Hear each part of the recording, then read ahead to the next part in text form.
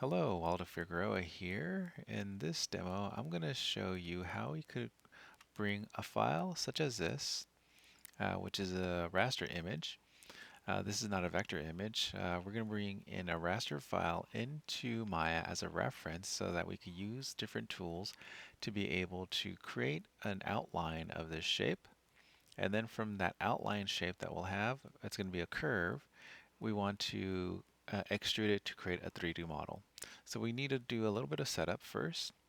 I'm going to go ahead in Maya, I'm going to create a project directory. I'm going to go to File. I'm going to go into my project window.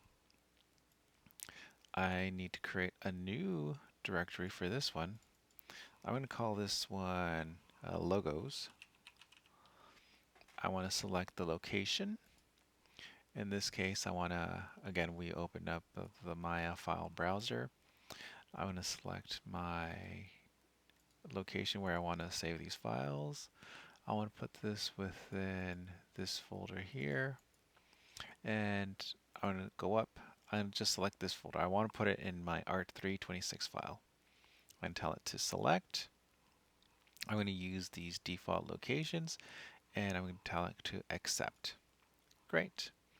Now I'm going to open up a file browser right here, because what I want to do, I'm going to supply some images to you, but for this one, this logo, I want to put it within my into my project directory. So I'm going to go ahead and right mouse click on it. On a Mac. I'm going to go ahead and tell it to copy logo Burton. You should be able to do the same functionality on Windows 10. I'm going to go into my project directory, which is logos. Under the source images file, I want to go ahead and right mouse click and tell it to paste item. This is now putting this image into my project directory. It's going to make it so much easier to locate my files. So I'm going to go back into Maya. And now what I want to do, let's go ahead and save this file. I'm going to go to File, Save Scene. I'm going to go in the option box just to make sure that the incremental save is turned on. I'm going to go ahead and turn it on. I'm not going to limit it. I'm just going to go ahead and tell it to save scene. And since I set my project directory, it's already in the logos directory in scenes. I'm going to call this one, this is a Burton demo. And I'm going to tell it to save as. So it saves my file. Great. So now what I'm going to do, I want to bring in that image as a reference. In order to do so, I'm going to go into the File menu under Create, and I'm going to create what's called an image plane. I'm not going to go in the options. Well, I'll show you. There's nothing here that I want to do. So sure, that's fine. I'm going to go ahead and tell it to apply and close. And now I get this. I have the attribute editor open over here. If you don't have the attribute editor displayed, go ahead and click on it. There's a tab over here. It's this icon as well. With it selected, since it's highlighted, under the image plane shape, I'm going to scroll down here. Under image name, I want to apply an image. I can click on this little folder, and what it's going to do, it's already going to take me to my source images. I'm going to go ahead and select my logo Burton, and I'm going to tell it to open. And now I have an image here as a reference. Great. What I'm going to do, I'm going to now switch to my channel box. If I, it's already selected. I'm just selecting it again because you can see I have my image plane. It has its translate, rotate, and scale, but under shapes, under image plane shape, I have the information. So what I'm going to do, I'm going to do a couple of things. One, I want to raise it up so that it's above my grid. Instead of using the translate right here, I'm going to, under my shapes, image plane shape, for image center Y, I'm going to click on the word, not the value, the word, move my cursor within my perspective window, and click and hold down only the middle mouse button. And now I'm going to move it so that it's just slightly above the grid plane.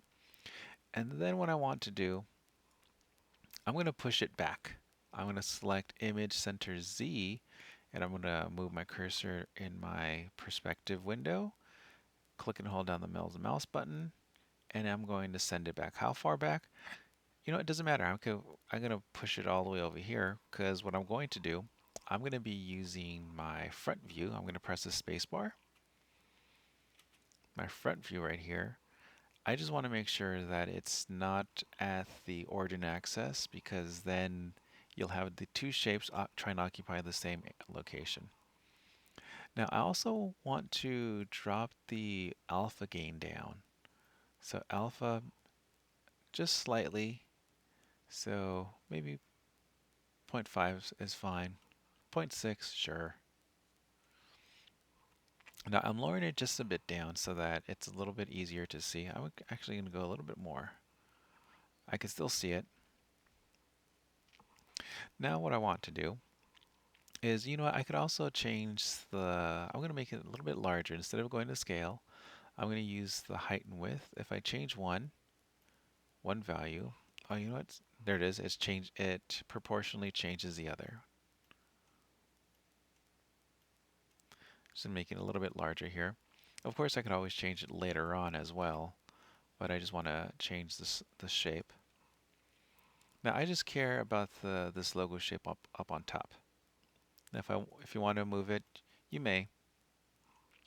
That's fine. Now, one thing that I want to do as well, I'm going to temporarily go back to my perspective view, is I want this as a reference, meaning that I don't want to be able to select it. I could select it right now. I don't want it to get in my way. I'm going to introduce how you could use layers within Maya. If you notice right here in my channel box, it says channel box and also layer editor. The layer editor is down here in the bottom right corner of the interface. So with this image plane selected, there's little icons right here. I want to click on this icon on the far right. This icon is the create new layer and assign selected objects. So I'm going to go ahead and click on this button. And I'm going to go ahead and double click where it says layer 1. This allows me to edit this layer. I want to change the name. I'm going to call this my reference image. Oh, make sure that you have no white spaces. You do have to use an underscore. Here, let me show you. If you try to use a white space, meaning a space, tell it save, you get this warning. So I'm going to put an underscore. I'm going to tell it save, and great. So now we have the V is for your visibility. If I click on the V, it hides it. The P right here means that it's going to be present when you press play in your timeline. It's present. There's no frame, so it goes really fast. If I unclick this and I press play, it disappears. Now I don't mind which one that is. Now over here on the far right, this one, if I click on it, right now there's nothing, so it means it's a normal state, so I could still select it. If I click on it once, there's going to be a template. A template is not, you can't really use these for image planes. But it makes your wireframe, if it was an object, it makes it all look this pink color. I'm going to click on it again for R for reference. Now when you deselect it, this is now part of my scene, but I can't select it, which is exactly what I want. So what I'm going to do now is I'm going to switch to my front view, and we are going to use under create, the file menu, create, under curves tools, we are going to use the Bezier curve tool. Let's go ahead and select the option box so it also displays the options. Now, right now on my computer, it's displaying the tools as a floating window. You could use this. The reason I want this because it has a couple of hotkeys, a couple of controls on how to use this tool. Now, if you don't want this to be a floating window, I'm going to click up here along the top. I'm going to click and drag it towards the left until I get this little blue bar. I'm going to let go, and now it's part of my interface. which is going to work. So with this tool, if you're familiar with Illustrator, this is similar to working with a pen tool. I'm going to go ahead and zoom in, and we're going to be able to use this tool to create an outline of this shape. So I'm going to start off right here. I'm just going to go ahead and click, and I could zoom in some more. So say for example right here, if I want these to be hard edged, I'm just going to click right here, click right here. So as you click, you just get hard edges. But say for example, I'm gonna zoom in here now. Now if I want to move this off to the side, we have some tools right here. Now say for example, I want to be able to move my this last uh, point that I put down. I could use a middle mouse button. I'm going to click and hold down the middle mouse button over it, and I could change its placement. Say I want it right here. Okay, so I'm going to click right here. This time I'm going to click, hold down my mouse button, and if I click and drag out, I pull out a handle. So I'm going to click and pull out a handle. So I want to move it, so I'm going to hold down the middle mouse button to position it. That's fine. I'm going to click another one right here, click and drag. So again, if you're familiar with working with in Illustrator, this is similar to working with the pen tool. So I'm going to click right here and pull out a handle. So what I'm going to do, I'm just going to go ahead and continue to create these shapes right here. Let's see, this one kind of moved. There it is. And you're also able to further manipulate this shape once it's done, and I'll show you how to do that as well. Now, if you want to get a small little curve right here, remember you could always zoom in as well. So I'm going to go ahead and click right here and click and drag to create a small handle. Right here, I'm going to go ahead and click and drag and do something like this. I don't like the placement, so I'm going to go right there. There we go.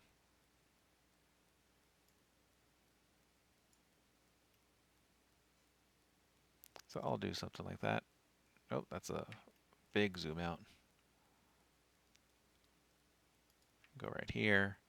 And say right here, what if I want another small little rounded corner? So I'm going to click and drag out a bit. And over here, I'll say somewhere in between. I'll do something like this.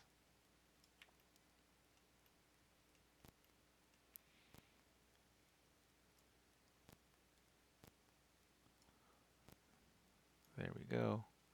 So I'm creating my own rounded corners there.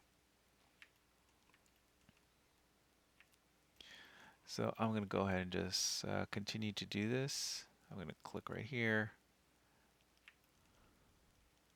So you can see with this tool, you're able to create your own paths. So if you're not familiar with working with Illustrator to create a path, you're always able to bring in a drawing, an image, and outline that shape within Maya. So right here, maybe I want this to also be a little corner point. There we go.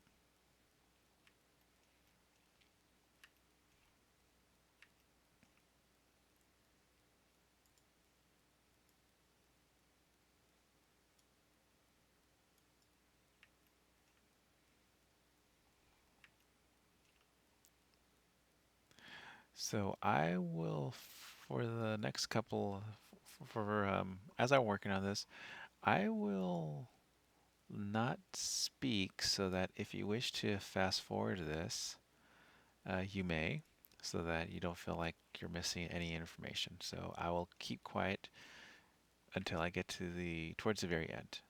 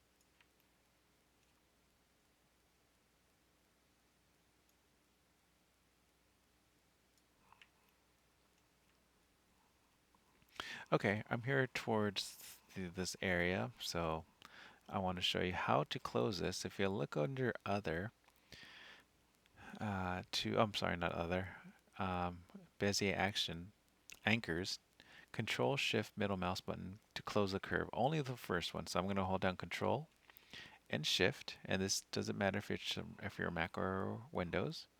I'm going to click right here, and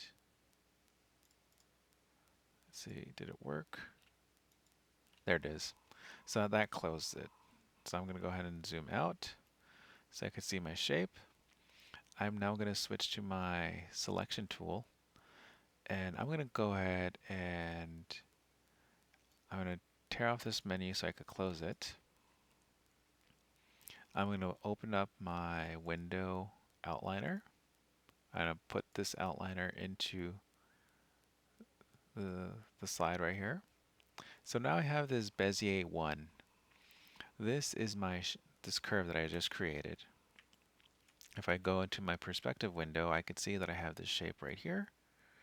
And now that I have this shape, I need to go over Tool to be able to create extruded shape from it. So in order to do this, we're going to be in the modeling menu set, which I'm currently in. I have my Bezier curve selected. And now under Surfaces, I'm going to select Bevel Plus option box.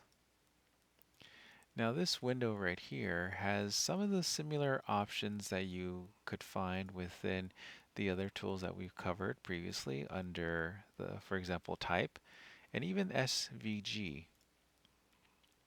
So let's see, I don't want this window there. There it goes.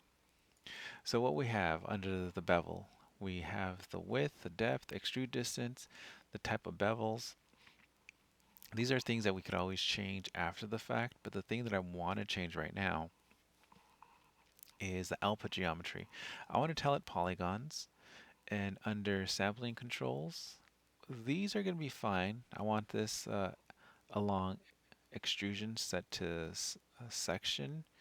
We'll say 2 for right now. Along curve, it's going to be span, and it's going to be 6. But this is one where if we go back into the shapes, we'll be able to change the options. So I'm going to go ahead and leave it at default and tell it to apply, and I get this shape. Now, a couple of things that I want to point out is that uh, looking at my shape, I'm going to go ahead and undo this again. I want you to first notice the direction that it goes. So notice down here my direction X is going towards the bottom left. If I apply it, my shape is actually going backwards. So why this matters is right now my shape is kind of going, it's not coming forward. We could easily change this. I'm not going to undo this. I'm just going to select my Bezier curve, and we could change our curve direction. Under curves at the bottom of this menu, I'm going to go ahead and just tell it to reverse curve direction. Let me go ahead and move this off to the side so we could see it. And I'm going to go ahead and select this. There's no options that I need to change. So I'm just going to go ahead and tell it reverse curve direction. And just like that, now it's coming out in the positive Z. So that's what I want. I want it to come out from the positive Z. That looks great. I'm going to select it again. I could close the Bevel Plus option box now, because now with this shape selected in my outliner, I have this Bevel Polygon 1. I can now look at the options under the input. So we do have the polyplanar projection. So let's see. In here, that's going to be fine. Under Bevel Plus 1, we have our type of bevel. I have our width. I'm going to click on the word. You can see how we could change these values. The depth of how much bevel we want. The extrude depth. So these are all values that we could change. then the out style. So right here we could change the type of bevel that we're going to be using. So actually I need to go back to this one. My depth kind of got flat. Okay, maybe 0.2.